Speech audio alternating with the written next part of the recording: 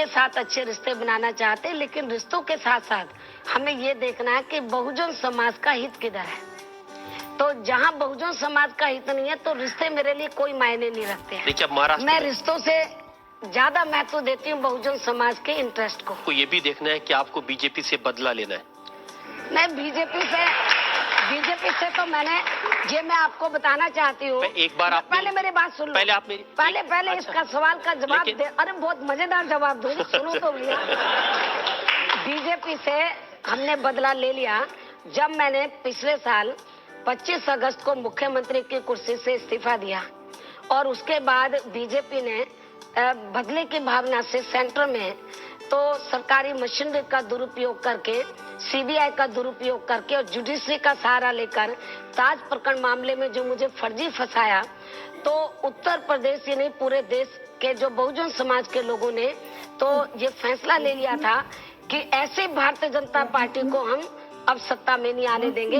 तो बीएसपी ने काहे नहीं करके दिखाया। अब तो हिसाब उन्होंने आपको सत्ता से हटाया और आपने उनको हटाया, हिसाब बराबर। स्टेट में हमने हटाया नहीं, उधर तो मैंने खुद इस्तीफा दिया है। बीजेपी ने मुझे नहीं हटाया। परिस्थितियां ऐसी बना दी थी बीजेपी ने, हाँ, परिस्थितियां ऐसी बना दी थी कि मैंने बहुजन समाज के इंटरेस्ट को ध्यान में रखकर मुख्यमंत्री की कुर्सी से खुद इस्तीफा दिया। उन्होंने मुझे नहीं हटाया। लेकिन जैसा उन्होंने किया, जैसा उन्होंने गलत काम किया, बदले की भावना से काम किया, तो हमने उनको सेंटर में सत्ता से बाहर किया। लेकिन मायावती जी, आप भी ऐसे रिश्ते बनाती थी। अटल बिहारी वाजपेयी, आप कहती थी मैं उनकी दूसरी बेटी की तरह हूँ। मैंने ताज प्रकरण वाले मामले में भी कहा था कि भाई यदि आप मुझे अपनी बेटी मानते हैं और आप ताज प्रकरण के आड़ में मेरे और मेरे रिश्ते नातों की सबकी आप लोग इनकम टैक्स विभाग के द्वारा उसकी जांच करा रहे हैं, तो फिर तो आपकी जो दूसरी बेटी है तो उसकी भी जांच हो जानी चाहिए। मालूम हो जाए कि आपकी खुद की बेटी के पास कितनी संपत्ति है और आपके रिश्ते नातों की भी जांच हो जानी चाहिए और मेरी भी हो जानी चाहिए। दूध का दूध और पानी के पानी हो जाए तो ज्यादा अच्छा रहेगा। जिन्होंने आपको बेटी कहा, आपने उनको भी छोड़ा नहीं? तो यदि उन्होंने बेटी का फर्ज, यदि श्री अटल बिहारी वाजपेयी जी ने बेटी का फर्ज सही निभाया होता तो मैं उनके साथ ऐसा नहीं करती। जैसे को तैसा मैंने जवाब दिया। बीजेपी में कौन नहीं जानता कि उसमें दो लॉबी चलती हैं, एक श्री अटल बिहारी वाजपेयी जी की लॉबी और श्री LK आडवाणी जी की लॉबी है। अब ये बता दीजिए कौन सी लॉबी आपके साथ थी, कौन सी खिलाफ थी? अब वो दोनों लॉबी ये चाहती थी कि बहन जी हमारे नजदीक आए। ओह, अच्छा। मैं किसी के नजदीक नहीं जाना चाहती थी, तो इसलिए उनको लगा कि भाई ये लड़की किसी भी लॉबी में नहीं आएगी, तो शायद हम जिस नजरिए से हमने या जो सोचकर हमने मायावती को 5 साल के लिए मुख्यमंत्री बनाया था, तो उनको लग नहीं रहा था कि वो इससे मायावती से ऑल इंडिया लेवल पे बहुत बड़ा फायदा ले लेंगे। साफ साफ कह दिया था कि हम इस तरफ आ जाइए या उस तरफ रह जाइए। नहीं, वो तो दोनों तरफ से खींचते थे ना। जैसे अटल बिहारी वाजपेयी सोचते थे कि भाई ये हमारी लॉबी में रहे, श्री LK आडवाणी जी सोचते थे हमारी लॉबी में रहे। मैं क्यों किसी की लॉबी में रहूं? मैं बहुजन समाज पार्टी एक इंडिपेंडेंट पार्टी है, नेशनल लेवल की पार्टी है। हमारी पार्टी का एक अपना रुतबा है, हमारा एक अपना स्टेटस है, तो हम उनके चक्कर में क्यों पड़े? लॉबी है तो वो अच्छा है आपस में। अभी तो 2 लॉबी बन रही हैं, यदि 5-6 बन जाए तो बहुजन समाज पार्टी के इंटरेस्ट में है ना। जितनी ज्यादा लॉबी होंगी, जितने ज्यादा उनमें गुट होंगे, ग्रुपिज्म होंगे, तो ज्यादा झगड़ा होगा, उससे फायदा BSP को ही होगा ना। हम तो चाहते खूब लॉबी बने उनमें। मायावती जी, ये लॉबीज और झगड़े तो BSP में भी होते हैं। बहुत सारे ऐसे लीडर हैं, एक फूल सिंह बरैया मध्य प्रदेश में, जिन्होंने पार्टी को खड़ी की थी, वो पार्टी छोड़ करके चले गए। अरे आप किसकी बात कर रहे हैं? तो जो भी BSP को छोड़कर गया अकेला गया है, बहुजन समाज उसके साथ नहीं गया है। मायावती जी, इनमें ऐसे भी लोग थे, जैसे एक मैंने बरैया का नाम लिया, इसी तरह से राशिद अलवी हैं। जब आपके ऊपर CBI की रेड हो रही थी, वो आपकी डिफेंस में खड़े थे। पार्लियामेंट में सबसे ज्यादा आपके लिए वो लड़ते थे। जब तक वो पार्टी में उनकी नैतिक जिम्मेदारी बनती थी, वो उन्होंने निभाया। जिसको मायावती चाहे वो पार्टी में रहेगा, नहीं तो नहीं रहेगा। जिसको बहुजन समाज चाहेगा, जिसको मायावती, आप बिल्कुल गलत बोल रहे हैं। जब पार्टी पर सिर्फ आपका कंट्रोल है, एक छत्र राज है और किसी की नहीं। मेरा कंट्रोल है, तो तभी मेरा कंट्रोल केवल एक डिसिप्लिन को मेंटेन रखने के लिए है। पार्टी में एक डिसिप्लिन है पार्टी का, तो तभी तो ये पार्टी आगे बढ़ रही है। देखिए, मैं आपको एक उदाहरण देकर के बताता हूँ। उत्तर प्रदेश, जहां सबसे ज्यादा ताकत है आपकी पार्टी की, 5 साल में 6 अध्यक्ष बदल दिया आपने। राज बहादुर, सोनीलाल पटेल, फिर जंग बहादुर पटेल, भगवत पाल, बरखूराम वर्मा, दयाराम वर्मा, हर थोड़े दिन में। इनको हमने कोई बदला नहीं है, ये लोग खुद बहुजन समाज पार्टी को छोड़कर गए, हमने हटाया नहीं। या आपने ऐसी स्थितियां बना दी कि छोड़ करके चले जाए? मैंने ऐसी कोई स्थिति नहीं बनाई, लेकिन जब इनको दूसरी पार्टियों से कुछ माल पानी खाने के लिए मिला, उनको लगा कि भी बीएसपी में नहीं मिलने वाला। बहुजन समाज को जब हम तैयार कर रहे हैं, लोग आ रहे हैं बीएसपी में तेजी से, तो लोगों को हमको समझने में थोड़ा समय लगता है। हम उनको जब बढ़ावा दे देते हैं तो कुछ लोग उसमें गलत निकल जाते हैं, जब गलत निकल जाते चले जाते तो क्या फर्क पड़ता है? मायावती जी, ऐसे लोग जो शुरू में जब आपने बामसेफ की बात की, DS4 की बात की, उस समय से दो नाम ऐसे हैं, राम समूज और तेजेंद्र सिंह झल्ली, उस समय से आप बताओ, कहीं ये नजर आ रहे हैं आपको? क्या गड़े मुर्दों की बात कर रहे हैं, कहीं नजर आ रहे हैं? आपने ऐसी सफाई कर दी कि वो नजर आ ही नहीं सकते हैं। नहीं तो इसका मतलब ये है कि बहुजन जो उन्होंने फैसला लिया वो गलत लिया, तभी तो उनके साथ कोई गया नहीं। बहुजन समाज मायावती के साथ है, कि आपने तो खुद इस बात को स्वीकार कर लिया। मैं तो कह रहा हूँ ये तो निश्चित है, बहुजन समाज पार्टी में वो रह सकता है जो उसको मायावती चाहेगी। नहीं तो बहुजन समाज इतना बेवकूफ समाज नहीं है, वो ये देखता है कि कौन आदमी अच्छा कौन आदमी गलत है। लेकिन तो वो उनको मालूम है कि जो हमारी नेता है तो वो हमारे हितों का ध्यान रखती है, तो जो लोग बीएसपी को छोड़कर गए वो जरूर किसी न किसी के हाथों में खेल रहे हैं, तो वो उनके साथ नहीं जाते। वो मायावती जी, चलिए अब उनकी बात छोड़ देता हूँ। जिनसे आप रिश्ते बनाती हैं, लालजी टंडन है, हर बार आप उनको राखी बांधने जाती थी और आपने फिर कह दिया ये तो लालजी टंडन ही लालची टंडन है। अब भाई बहन का जो रिश्ता होता है पवित्र होता है, यदि उसकी आड़ में श्री लालजी टंडन या और दूसरे बीजेपी के नेता कोई राजनीति खेलना चाहे तो वो तो मैं नहीं करने दूंगी। तो इस बार राखी बांधने नहीं गई आप? अभी मैं कभी किसी के घर पे राखी बांधने नहीं जाती हूँ। यदि कोई मेरे घर पर राखी बंधवाने के लिए आ जाता है तो उसको मानवता इंसानियत के नाते तो मैं उसको घर से धक्का देके बाहर नहीं निकाल सकती। कोई आता राखी बंधवाने के लिए, मैं आदर सम्मान से राखी बांधती हूँ। आप भी मेरे घर आ जाएंगे, आपको भी बांध दूंगी। आपकी अदालत में आज सवालात और इल्जामात के घेरे में है बहुजन समाज पार्टी के नेता मायावती। आप मेरे रहन सहन के बारे में मत बोलो, आप ये बोलो कि मायावती ने इस देश के अंदर तो जो अपर कास्ट के लोग थे, तो जिनमें गैर बराबरी वाली भावना कूट कूट कर जिनमें भरी हुई थी, तो मैंने उनमें मानवता और इंसानियत पैदा की और उनको बताया कि गैर बराबरी वाली जो भावना है वो गैर बराबरी वाली बात वो सही नहीं है। तो मैंने बहुजन समाज को तो तैयार किया, लेकिन इस देश के अंदर जो अपर कास्ट के लोग हैं, तो जो उनकी मनुवादी मानसिकता थी उसको मैंने बदल दिया। जो मैंने देश और सर्व समाज के हित में बड़ा काम किया है, आप उसकी सराहना करो। मनुवादी आप मेरे हेयर स्टाइल, मेरे पहनावे की बात कर रहे हैं, तो अब नहीं, अब तो बहुत मानवता की आपने बात सिखाने के लिए अपना जन्मदिन ऐसे बनाया जैसे मुगले आजम का सेट लगा हुआ। आपको जो बहुजन समाज के लोग हैं, बहुजन समाज के लोगों की पॉपुलेशन 100 में से 85 है। बहुजन समाज के लोग ये देखते हैं कि जब दूसरी पार्टी के लोग अपने नेताओं को आदर सम्मान देते हैं, तो बहुजन समाज के लोग सोचते हैं कि हम किसी से पीछे नहीं है, हम अपने नेता को आदर सम्मान देंगे। तो मेरा जो जन्मदिन जो मनाया जाता है, तो वो बहुजन समाज के लोग आदर सम्मान के साथ जन्मदिन मनाते, कैसे मनाते हैं और वो किस तरीके से मनाते, मैं उनकी भावनाओं को कोई ठेस नहीं पहुंचाना चाहती। ये वो लोग बनाते हैं या आप ऑर्गेनाइज करती हैं? 51 किलो का केक, 10,000 लड्डू, 60 क्विंटल फूल मालाएं। मालूम है किसकी बात कर रहे हैं? या विरोधी लोगों की बात कर रहे हैं, ये जो आप जो बोल रहे हैं कि जो विरोधी पार्टियों के पास मेरे खिलाफ बोलने के लिए कुछ और तो है नहीं। जन्मदिन किस राष्ट्रीय नेता का नहीं मनाया जाता? मेरे से ज्यादा पैसा उनके जन्मदिन पे लगता है। मेरे से ज्यादा आप 51 किलो का केक बोलते हैं, पता नहीं 100 किलो का केक बनाते हैं वो, और आप लड्डू बड़े पैमाने पर बांटते हैं। और जो दूसरी पार्टियों के नेता, तो मैं तो कम अपने जन्मदिन के मौके पर गहने डालती हूँ, वो पता नहीं अरबों के गहने डालते हैं। उनकी कोई चर्चा नहीं होती, उनकी कोई चर्चा नहीं होती। इतने बड़े बड़े डायमंड दिखाई देते हैं, आप कह रही हैं कम डालते हैं। नहीं, आपको जो डायमंड बहुजन समाज आज मेरा इस लायक बन चुका है, ये तो आपने मेरे कान में बहुत छोटे डायमंड देखे हैं। वो तो चाहता कि हमारी नेता बड़े बड़े डायमंड पहने, तो मैं बोलती हूँ नहीं, मैं इस चक्कर में नहीं पड़ती। बड़े बड़े डायमंड के लिए तो जो बड़ी बड़ी पार्टियां, उनको मुबारक है। मैं अपने बहुजन समाज, बड़ी पार्टियों वाले तो डायमंड छुपा के रखते हैं। नहीं तो वो तो बहुत जो छिपा कर रखते हैं, मैं समझती हूँ कि वो महाचोर लोग हैं।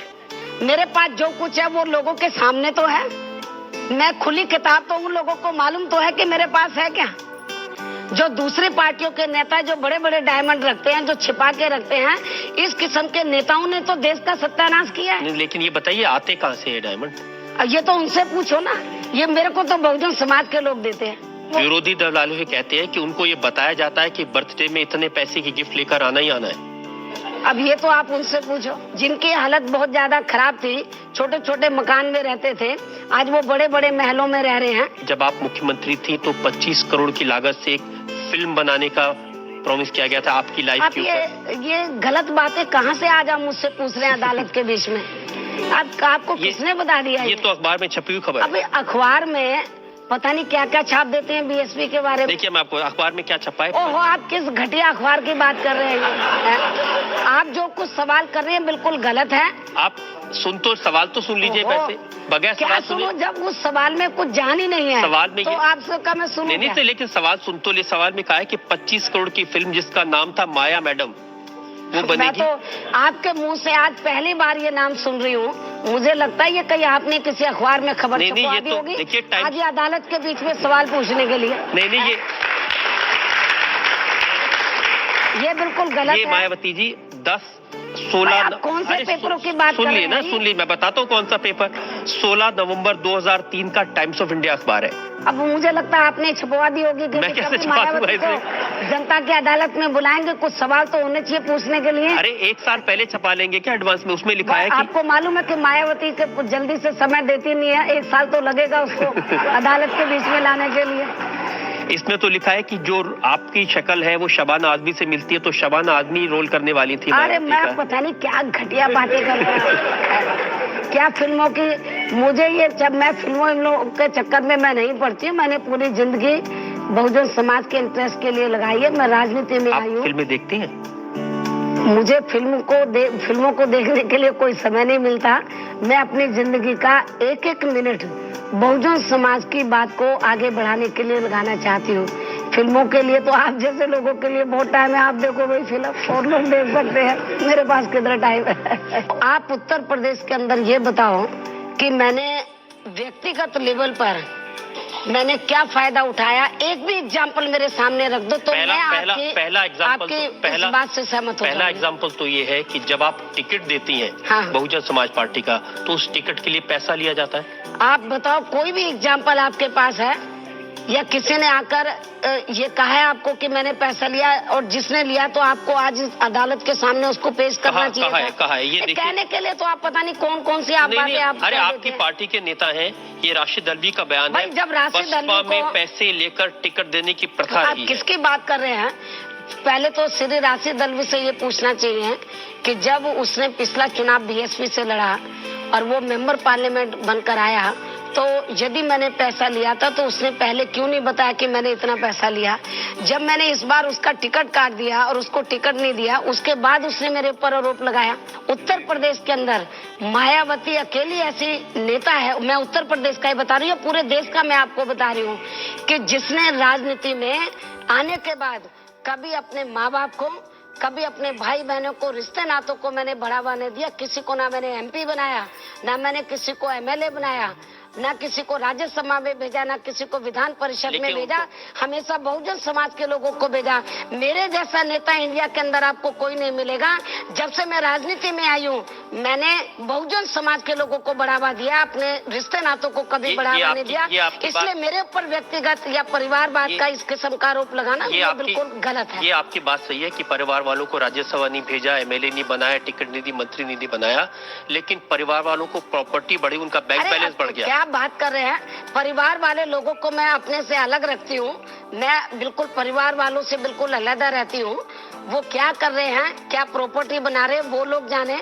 मैं जहाँ तक मेरा सवाल है, मेरे से जहाँ तक पूछना, मेरे से पूछो। ये तो सरकारी रिकॉर्ड के बाद बताता हूँ। अरे सरकारी रिकॉर्ड तो आप बिल्कुल गलत बताएंगे। आपका रिकॉर्ड जो पेपर में छप गया वो सरकारी रिकॉर्ड नहीं, ये तो सीबीआई को कोर्ट किया है। सीबीआई ने अभी फाइनल रिपोर्ट किधर सबमिट की है? आप क्यों सीबीआई को बदनाम करते हैं? ये बात सही नहीं है कि 1 अप्रैल 1995 से 29 अगस्त 2003 के बीच बहुत सारी प्रॉपर्टी खरीदी गई है।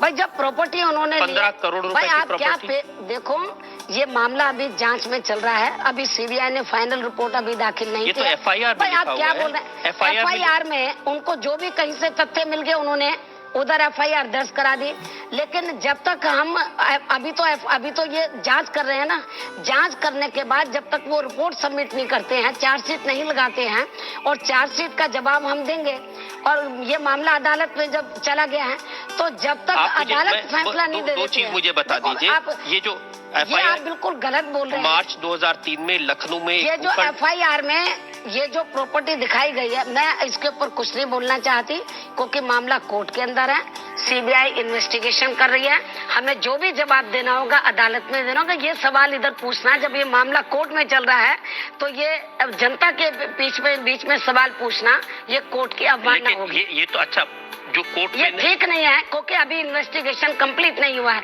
और मामला कोर्ट के अंदर है। सीबीआई को अपनी जांच की रिपोर्ट उधर सिर्फ इतना बता दीजिए सरदार, इसका सारा जवाब हम लोग अदालत में देंगे। जो अदालत में नहीं है वो बता दीजिए। कल्याण सिंह ने कहा कि आप उनसे पूछो। कल्याण सिंह ने आप विदेश गई थी, वहाँ पर अब उन्होंने कहा इन्होंने फॉरेन अकाउंट खुलवाए। मैं आपको बता रही हूँ कि यदि विदेश के अंदर मेरा एक भी अकाउंट मेरे नाम से खुला हो, मैं हर प्रकार की सजा पाने के लिए तैयार हूँ और हर प्रकार की सजा पाने के लिए तैयार हूँ। Shri Kalyan Singh and BJP and company के लोग, उनके पास कुछ है तो है नहीं तथ्य, गलत किस्म के आरोप लगाते हैं। ये जो आरोप है बिल्कुल गलत है। मेरे नाम से इंडिया के बाहर एक भी अकाउंट हो तो आप मुझे बताओ। आपने छानबीन किया? आप आ तो गए जनता की अदालत में, नहीं, सवाल पूछ रहे, पहले आप तो छानबीन करके आ गए तो तब जनता की अदालत में फॉर्मर चीफ मिनिस्टर है कल्याण सिंह का ये कहना कि फॉर्मर सीएम क्या बोल रहा है, पेपरों में क्या लिख रहा है, आप ये पेपरों की कटिंग लेकर आ गए और जनता की अदालत में पूछ रहे हैं। ये पेपरों में तो कोई पता नहीं क्या क्या गलत सलत रिपोर्टें आ जाती हैं। नहीं, आपके बारे में तो आप पहले जो पेपरों में छपा है उसकी आप लोग जांच पड़ताल करो, जांच पड़ताल करने के बाद फिर मेरे से पूछना। फिर अदालत के ये मायावती जी जांच पड़ताल तो कर रहे हैं आपसे पूछ के, तो ये जांच पड़ताल कर मेरे से यदि पूछना है तो फिर ये अदालत को बुलाने की क्या जरूरत थी? पब्लिक के सामने पूछ रहे ताकि कोई बात छुपी न रहे। भाई आपको यदि पूछना था तो मेरे से पूछ लेते अकेले में। अरे मैं तो जनता के सामने, पब्लिक के सामने, जनता के सामने आपने पूछा है तो जनता से पूछने से पहले आप जब ये सवाल मुझसे पूछ रहे, पहले आप तो जांच पड़ताल कर लेते। नहीं, लेकिन जैसे अब कोई कल्याण सिंह जैसा बड़ा नेता आरोप लगाए तो पूछना ही पड़ेगा ना। भाई मैंने आपको बता तो दिया, जब आपके पास सवाल है ही नहीं इससे संबंधित, आप घूम फिर के फिर ये टट्टू पंजुओं के पीछे आ जाते हैं। मैंने आपको बताया कि भाई मेरे नाम से विदेश में यदि एक भी अकाउंट है तो मैं हर प्रकार की सजा मानने के लिए तैयार हूँ। मेरे नाम से कोई अकाउंट नहीं है, केवल मेरी इमेज को खराब करने के लिए Bharatiya Janata party and company के लोग इस किस्म के उन्होंने ये गलत आरोप लगाए और ये जो केस है ये भी बिल्कुल गलत है। मेरे केवल इमेज को खराब करने के लिए ये सब राजनीतिक षड्यंत्र के तहत मुझे घेरने के लिए दो बड़े केस ये सब प्लानिंग के तहत मेरे खिलाफ ये सब कार्रवाई की जा रही है। मामला कोर्ट में है, अब सारा कुछ जवाब हम कोर्ट के अंदर देंगे। वक्त है आज की कार्रवाई पर। आज की जज जाने माने पत्रकार वेद प्रताप वैदी के फैसले का। आज का सारा तर्क वितर्क सुनने के बाद मैं इस निर्णय पर पहुंचा हूं कि यह जनता की अदालत आपको बरी करती है।